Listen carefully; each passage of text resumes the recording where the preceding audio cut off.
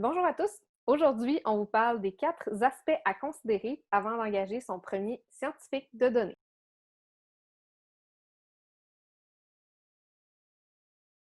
Salut tout le monde, c'est Charles Montigny de Fluxion. Et Hélène Sarah Bécotte de Grid. Ensemble, on a créé l'offre Découverte IA.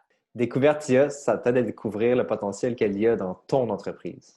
Donc, salut Hélène Sarah, aujourd'hui on parle de la première embauche. Donc, si vous êtes à ce moment-là, vous avez probablement des données, vous avez des problèmes, j'espère, à résoudre avec ces données-là. Et là, vous vous demandez euh, Est-ce que qu'est-ce que... j'engage? Ouais, c'est ça, qu'est-ce que je fais? Qui Est-ce que j'engage? j'engage? Qui j'engage?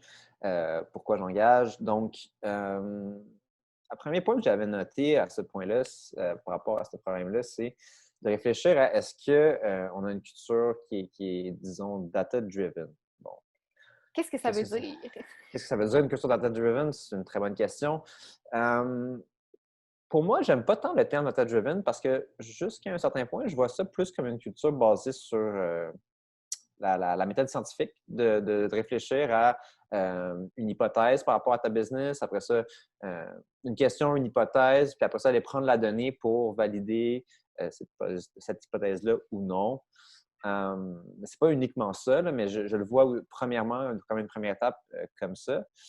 Donc, cette culture-là va rendre, du moins la méthode scientifique ou la culture data-driven va rendre l'embauche d'un data scientist, d'un scientifique de données, euh, plus le fun, du moins pour lui, parce que il va être très utile, puis ça va être rapidement, il va avoir des résultats qui changent la business. Donc, je pense que c'est un point important à considérer. Ça signifie aussi qu'il y a beaucoup de matières premières sur lesquelles il peut travailler. T'sais, ça veut dire qu'on a des bases de données qui sont déjà alimentées, qu'il y a un gros travail de programmation qui a été fait pour les créer, les maintenir, parce que c'est vraiment la base. Il ne faut pas... une erreur qui arrive souvent, en fait, c'est que le terme scientifique de données est assez vaste, comprend beaucoup de choses.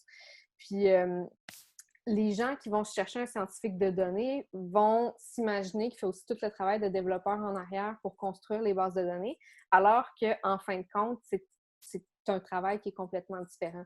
Donc, ça prend la matière première pour que le scientifique de données ait une valeur puis soit capable de faire en fait, c'est ça, son travail et les améliorations qui peuvent être faites avec ça.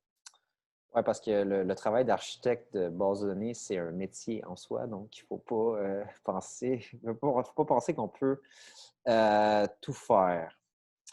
Aussi, un aspect à considérer, d'après moi, pour avoir été moi-même un premier scientifique de données dans une PME, c'est que c'est un investissement à long terme.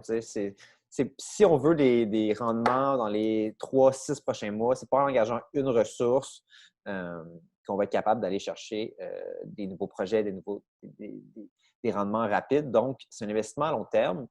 Et moi, personnellement, quand je suis rentré dans cette PME-là, euh, j'ai aussi travaillé avec le Centre de recherche en informatique de Montréal. Donc, il y a eu une ressource, il y a eu une firme externe qui est venue nous aider à un peu partir un projet et que j'ai pris par la suite le relais, que j'ai fait l'intégration, mais à travailler à la fois avec ben, que j'étais moi à l'intérieur de la boîte et qu'il y avait une ressource externe qui est venue nous aider. Ça a vraiment aidé à faire un transfert de connaissances et à livrer des résultats rapidement. Donc, c'est ça. Il faut aussi gérer les attentes. Mettons qu'une seule ressource ne va pas révolutionner votre business avec la donnée et des résultats. Bien parlé. Donc, on peut dire aussi à l'inverse que si l'entreprise qui souhaite engager son premier scientifique de données souhaite en fait réaliser son premier projet en IA, c'est pas nécessairement la meilleure solution à court terme. Donc, de vraiment jumeler avec peut-être soit une firme au complet à l'externe et avoir un scientifique à l'interne, complètement externalisé. Ça reste quand même des solutions qui peuvent accélérer le début du projet considérablement. Effectivement. Donc, si vous êtes intéressé de vous lancer dans votre premier projet, je vous invite à planifier un appel exploratoire avec nous. On adore parler de ça, on est passionné par le sujet. Donc, planifier un appel, On va pas essayer de vous vendre quelque chose que vous n'avez pas besoin. On aime juste ça, parler avec les entrepreneurs du Québec. Donc, à bientôt! À bientôt!